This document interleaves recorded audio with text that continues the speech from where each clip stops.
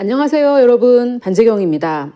4.15 총선 이후에 제가 국가의 변화를 위해서는 뭔가 근원적인 변화가 필요하다라는 취지에서 물의 근원에 소금을 뿌려라 라는 말씀을 전달했었습니다. 그때 제가 크고 길게 보면은 이 대한민국을 향한 하나님의 뜻과 계획이 결국은 이루어지겠지만 순간순간 우리가 어떤 선택을 하냐에 따라 당장 볼 때는 나라가 망한 것처럼 느껴질 수도 있다라는 말씀을 드리면서 모세가 하나님이 말씀하신 그 400년을 기다리지 못하고 성급하게 나섰기 때문에 미디안 광야로 도망을 갔고 그곳에서 40년간 지낸 그의 인생을 볼 때는 그 40년은 마치 모세를 향한 하나님의 뜻이 완전히 좌절이 되고 모세는 망한 것처럼 보이기도 하죠. 그래서 제가 이 부분에 대해서 나누면서 하나님은 이스라엘 백성이 애굽에서 400년간 괴롭힘을 당한다고 말씀을 하셨는데 그들이 애굽에서 거주한 것은 총 430년이 되는 이 문제를 가지고 두 차례에 걸쳐서 자세하게 설명을 드렸습니다.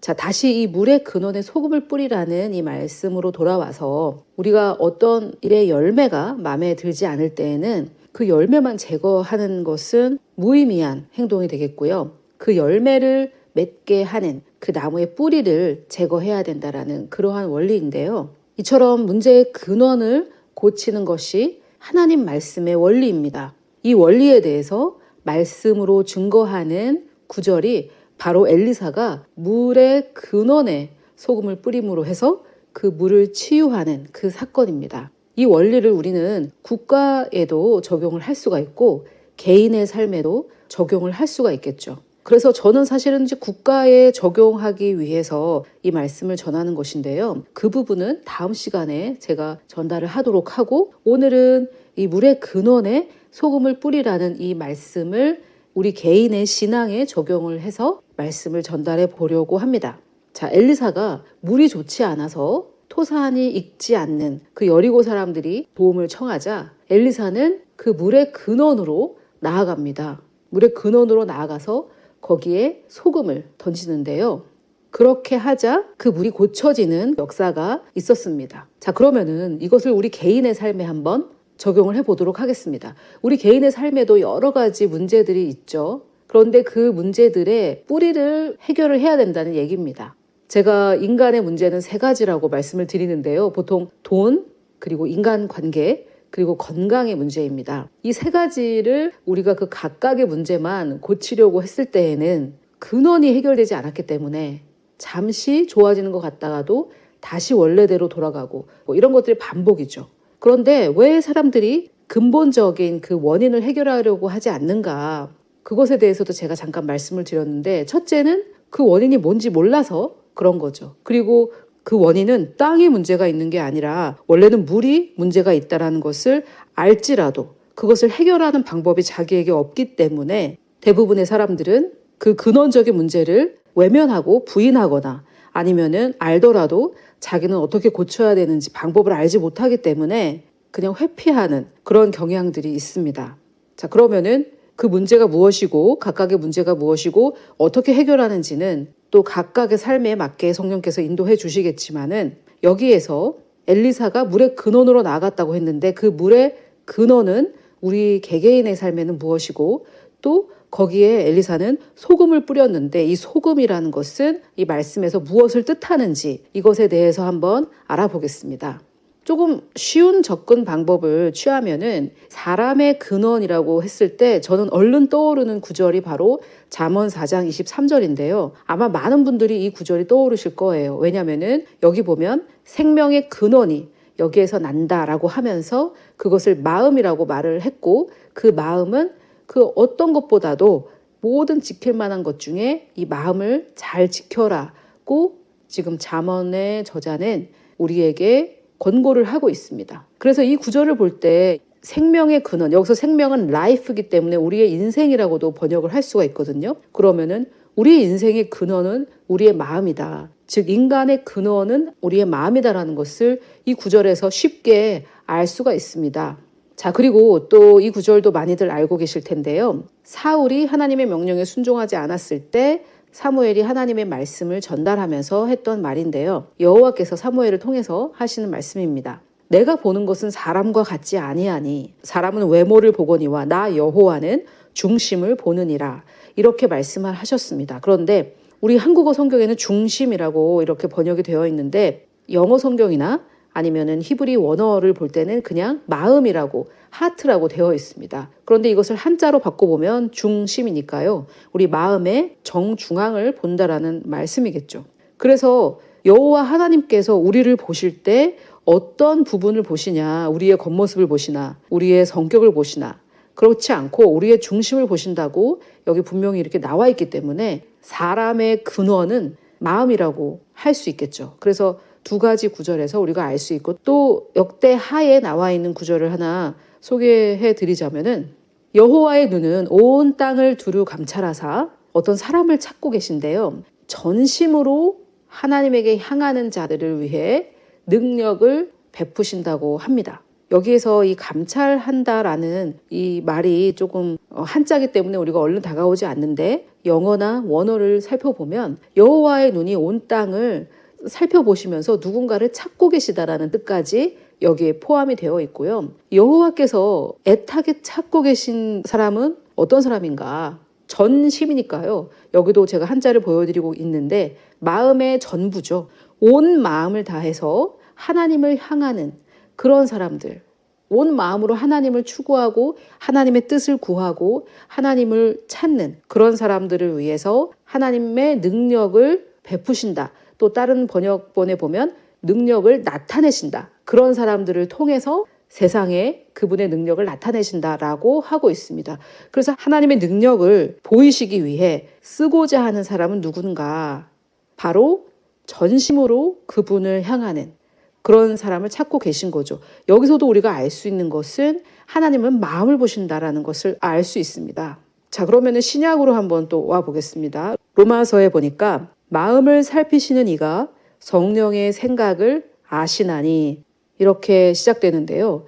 하나님은 무엇을 살피시냐면 바로 마음을 살피신다라는 것을 또 여기에서 거듭해서 우리가 알 수 있는 것입니다. 자, 그래서 우리가 물의 근원으로 나아가서 그 물의 근원에 소금을 뿌리는 방법으로 그 땅을 고칠 수가 있는데 그 물의 근원은 사람에게는 무엇인가라고 했을 때 사람의 근원은 마음이라는 것을 알 수가 있습니다. 그리고 근원이라는 것은 가장 중심이 되고 가장 기본이 되고 가장 그 사람의 그 중심에 가까운 것이라고 할 수 있겠는데 그렇게 생각해 볼 때 하나님께서 보시는 것이 바로 그 근원이라고 할 수 있겠죠. 그래서 하나님은 인간의 근원을 보시는데 그 인간의 근원이 무엇이냐 하면 바로 인간의 마음이었다라는 것을 쉽게 알 수가 있고요. 제가 여러 개의 구절을 보여드렸지만 이 잠언 4장 23절만큼 그냥 쉽게 우리가 이미 알고 있고 또 적용할 수 있는 말씀도 없겠죠. 마음을 지켜라. 왜냐? 생명의 근원이 거기에서 난다. 생명의 근원이다. 이런 얘기죠. 우리의 마음이, 우리의 생명, 우리의 인생의 근원, 사람의 근원은 마음이다 라고 쉽게 알 수 있고요. 또 물의 근원이 마음이다 라는 이것을 조금 어려운 방법으로 한번 찾아보도록 하겠습니다. 제가 어려운 방법이라고 했는데 사실은 그렇게 어렵지는 않고요. 어렵게 느끼실 수 있기 때문에 여러 가지 은유와 비유가 있어서 어렵게 느끼실 수 있기 때문에 제가 그렇게 얘기는 했지만 그렇게 어렵진 않아요. 그러나 여러분 우리가 기억해야 될 것은 하나님의 말씀은 영적인 것이거든요. 그래서 이 인간의 말로 표현을 한다는 게 굉장히 어렵고 힘들어요. 그래서 예수님께서도 여러 가지 비유를 사용하신 것입니다. 우리의 마음을 밭에 비유를 하셨고 또 우리 마음에 심는 말씀은 씨로도 비유를 하시고 이렇게 여러 가지 비유를 하셨는데 그때 씨 뿌리는 자의 비유를 드실 때 예수님께서 농사 짓는 방법을 우리에게 가르쳐 주시는 게 아니잖아요. 그래서 하나님의 그 영적이고 초자연적인 원리를 한계가 있고 제한적인 인간의 언어로 설명을 하다 보니까 여러 가지 비유와 예화들이 있습니다. 그래서 그런 것들을 생각하면서 봐야 되기 때문에 제가 조금 어렵다라고 표현한 건데 쉽게 생각하시면 또 그렇게 어려운 건 아니에요. 자, 요한복음 7장 38절도 여러분들께서 많이들 아시는 그런 구절인데 예수님께서 이렇게 말씀하십니다. 나를 믿는 자는 성경의 이름과 같이 그 배에서 생수의 강이 흘러나오리라 하시니 자, 그러면은 여기서 이제 내 배에서 생수의 강이 흘러나온다라는 것인데 이게 조금 약간 생각만 해도 기괴한 장면이잖아요. 내 배에서 정말로 생수가 흘러나온다면은. 그러니까 이것은 비유죠. 자, 비유라는 것을 바로 다음 구절에서 이렇게 설명하십니다. 이는 그를 믿는 자들이, 예수님을 믿는 자들이 받을 성령을 가리켜 말씀하신 것이라. 자, 그래서 예수님께서 배에서 흘러나온다고 하신 그 생수의 강은 바로 성령님이신 거죠. 그러면은 이 생수의 강은 우리의 배에서 흘러나온다고 했으니까 성령께서 거하시는 우리의 배는 도대체 어디일까? 이것을 생각을 해봐야 되는데, 이 배라는 것은 이 히브리 문화에서 보통 그 사람의 가장 중심을 의미했었습니다. 그러니까 즉 사람의 마음이죠. 가장 중심. 옛날 사람들은 그 사람의 가장 중심의 부분이 이 장에 위치해 있었다라고 믿었고요. 그리고 지금 그 서양의 의학에서도 이 장이 사실은 제2의 두뇌다, 제2의 심장이다, 그런 표현들을 많이 쓰고 있습니다. 자, 아무튼 이 성경에서 배라고 했을 때에는 진짜 우리 이 배를 말하는 것이 아니라 인간의 가장 중심을 말하는 거고요. 자, 그 중심에, 인간의 가장 중심되는 그 부분에 생수의 강, 즉 성령님이 거하시게 되는데, 자, 그러면 성령께서 거하시는 곳이 어디인가? 이 배는 무엇을 말하는가? 그것을 성경적으로 그 문화를 통해서 이해하기보다는 성경을 통해서 이해해 보도록 하겠습니다. 여기 보니까 하나님께서 그 아들의 영이니까 성령님이시죠. 어디에 보내십니까? 우리 마음 가운데 보내십니다. 그래서 우리가 어린 아이들한테 예수님 어디에 계셔? 그러면 아이들이 이렇게 배를 만지면서 내 마음에요, 이렇게 대답하도록 우리가 가르치기도 하고 그러잖아요. 그런데 실제로 성경 구절에 이런 구절이 있는 거예요. 그 아들의 영, 그리스도의 영, 하나님의 영이 곧 성령님이신데 하나님께서 그 영을 우리 마음에 보내십니다. 그래서 성령께서 거하시는 위치는 정확하게 우리 마음이라고 할 수 있겠죠. 이 구절을 통해서. 자, 그러면은 이 요한복음에서 배에서 생수의 강이 흘러나온다라고 했을 때 이 배는 우리 마음이라고 할 수 있겠죠. 왜냐면은 생수의 강은 성령님이라고 말씀을 하셨으니까요. 성령이 거하시는 곳, 그 배는 곧 우리의 마음이다라고 할 수 있겠습니다. 자, 그러면 그 배가 사람의 중심이다, 사람의 마음이다라는 것을 어떻게 아느냐, 그 문화로 어떻게 아느냐.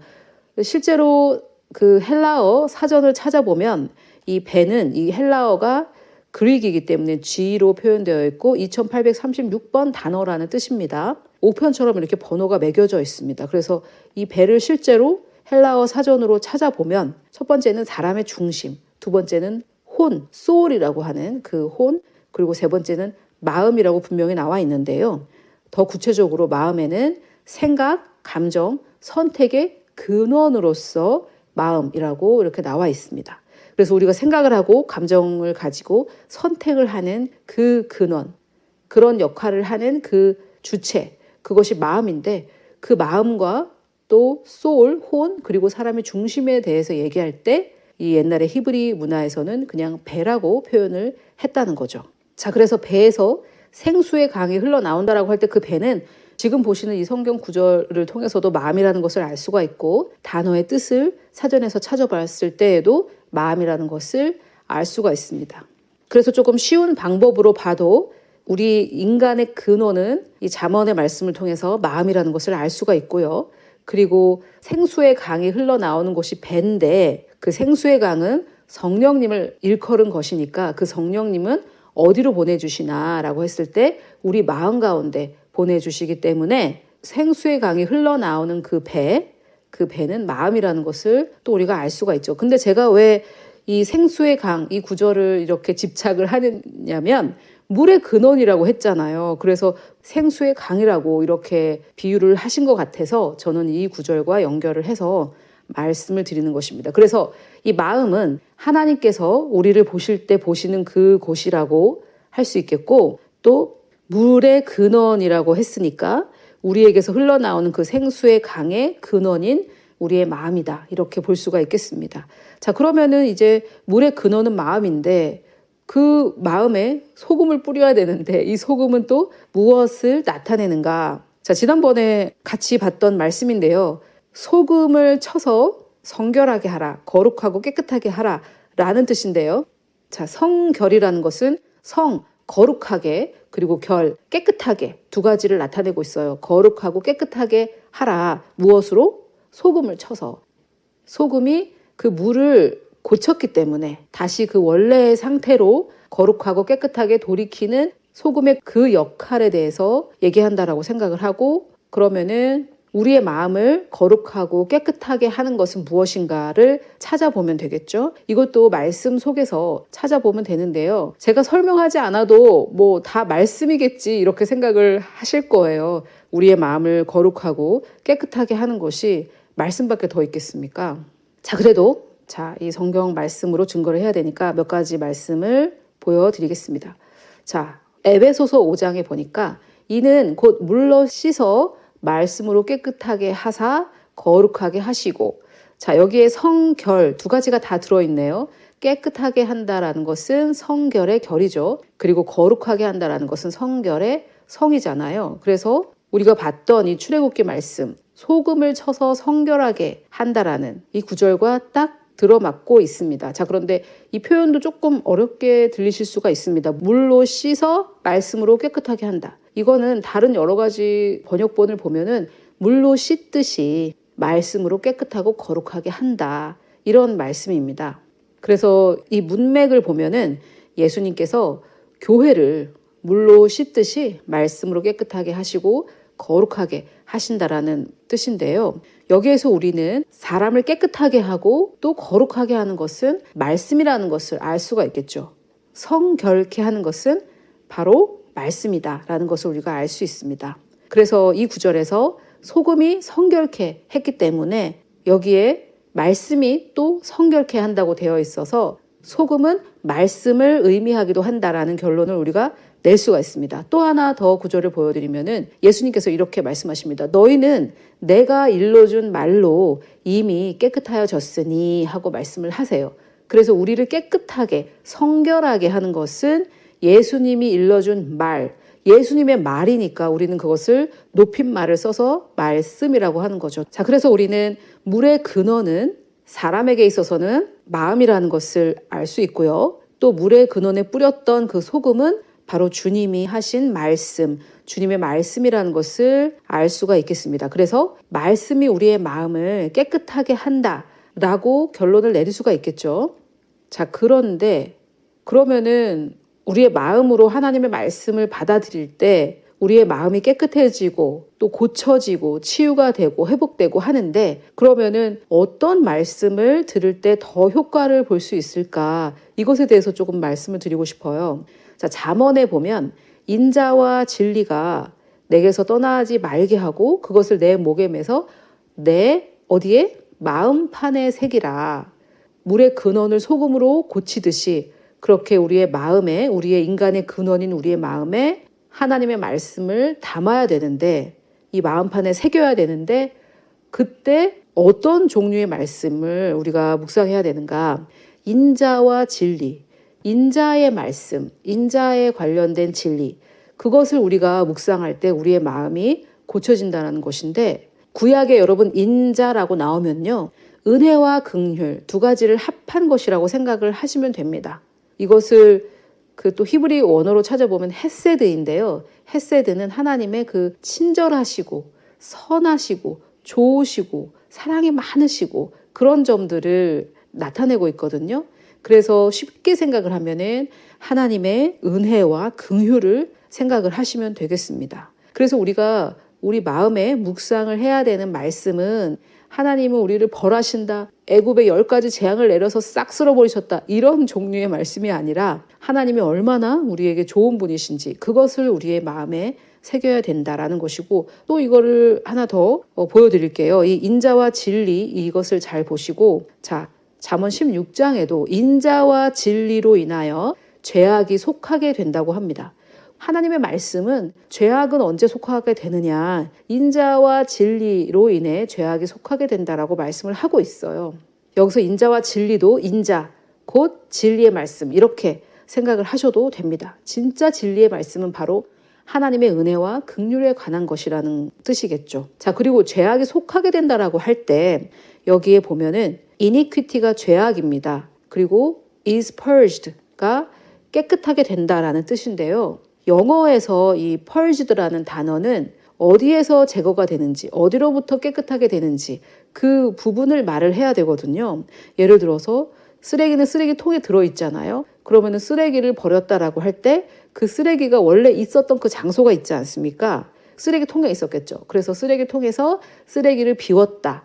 이렇게 표현을 하는데 우리는 그냥 쓰레기 버렸다 하면은 그래 뭐 쓰레기통에 있었겠지라고 자연스럽게 알게 되는데 영어는 그것이 원래 어디에 있었는지 그것까지 좀 말해주는 그런 언어거든요. 그래서 밑에 제가 가로에 보여드리고 있는 거는 확대 성경이라는 건데요. 영어 성경입니다.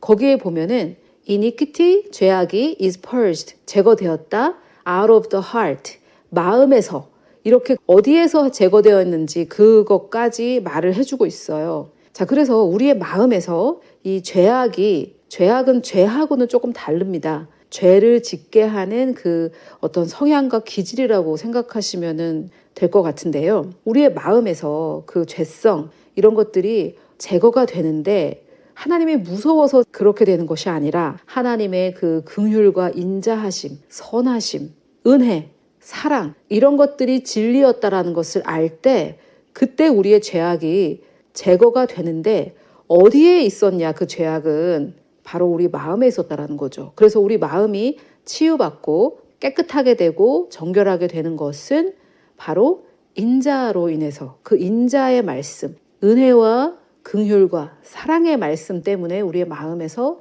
그 악한 것들이 사라진다라는 것이죠. 자, 지금 이제 이 잠언 16장 6절은 확대 성경을 모르는 사람들, 영어를 모르는 사람들은 뭐 모르는 거 아니냐 이렇게 생각하실 수도 있는데 그렇지 않습니다.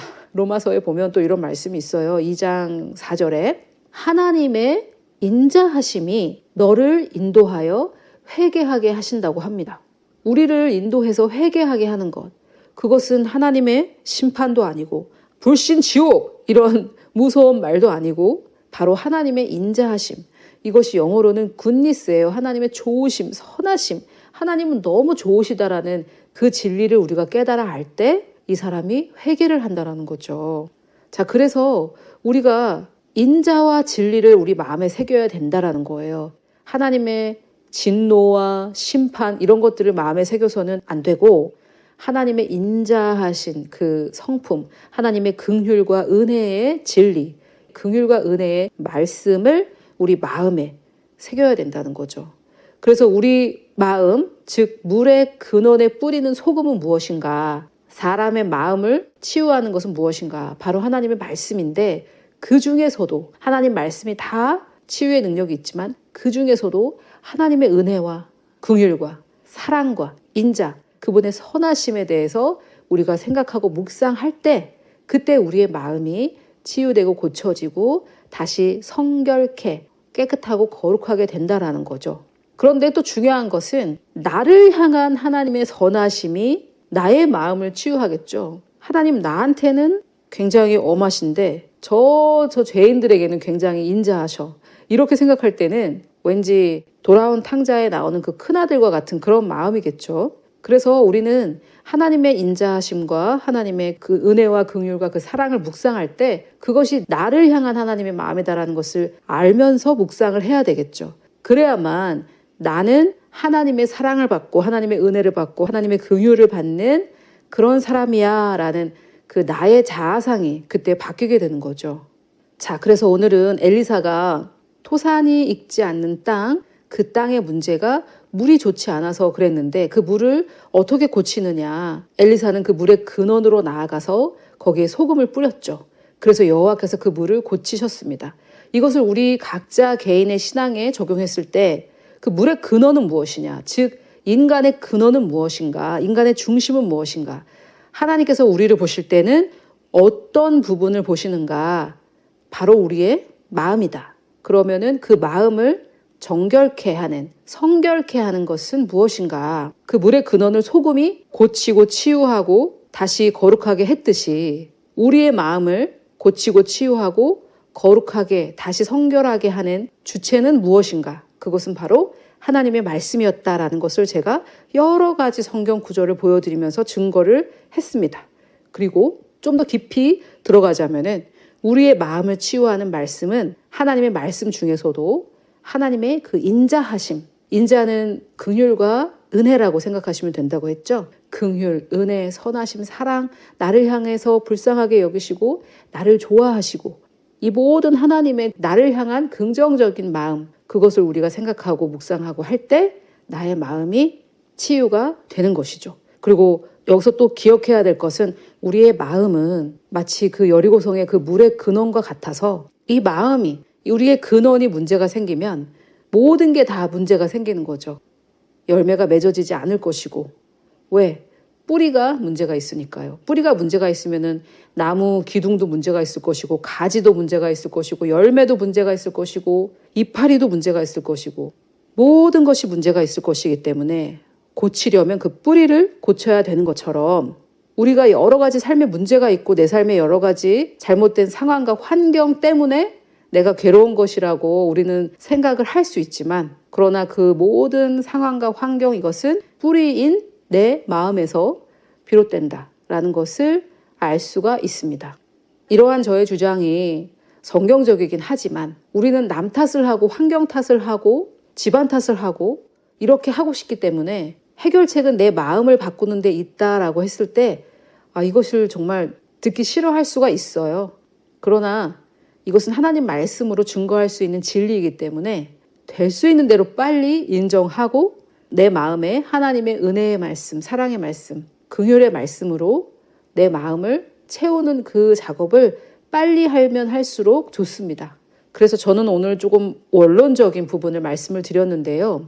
여러분 각자가 각자의 삶에 각각의 문제들을 경험하고 계실 거고 또 그 각각의 문제에는 거기에 맞는 적당한 말씀들이 또 있을 겁니다. 그래서 여러분들께서 오늘 제가 전달해 드린 이 원리를 가지고 하나님 앞에 나아가서 나에게는 어떤 말씀이 필요합니까?